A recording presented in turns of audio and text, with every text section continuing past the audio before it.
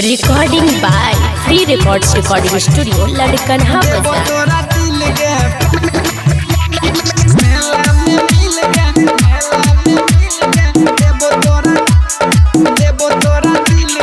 DJ ओम शंकर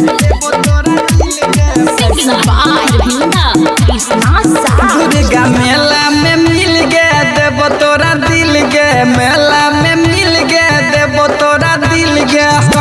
है ठोरी में तू अठलाली किन देवो तोरा कान के बाली। तोरा बिना होया बुझियल मुश्किल गे, तोरा बिना होया जान जियल मुश्किल। दुर्गा मेला में मिल गए देवो तोरा दिल गे, मेला में मिल गए देवो तोरा दिल। दुर्गा मेला में मिल गए देवो तोरा दिल गे, मेला में मिल गए देवो तोरा दिल गे, देवो तोरा दिल गे, मेला में मिल गए। डीजे ओम शंकर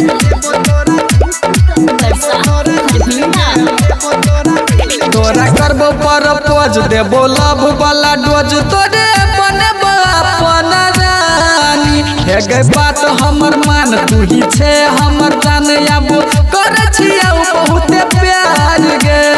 हमारा ला जागै छो तोरो भीतर फील गे, हमारा ला जागै छो तोरो भीतर फील। दुर्गा मेला में मिल गए देबो तोरा दिल गे, मेला में मिल गए देबो तोरा दिल। दुर्गा मेला में मिल गए देबो तोरा दिल गे, मेला में मिल गए देबो तोरा दिल गे, देबो तोरा दिल गे,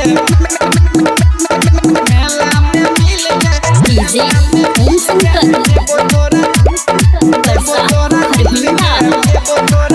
नहीं कर ज्यादा लेट या न कर तू भेंट, हम करे छियौ इंतजार गे। नया कपड़ा पहिन अहे दुनू बहिन, हम करे छियौ बहुत प्यार गे।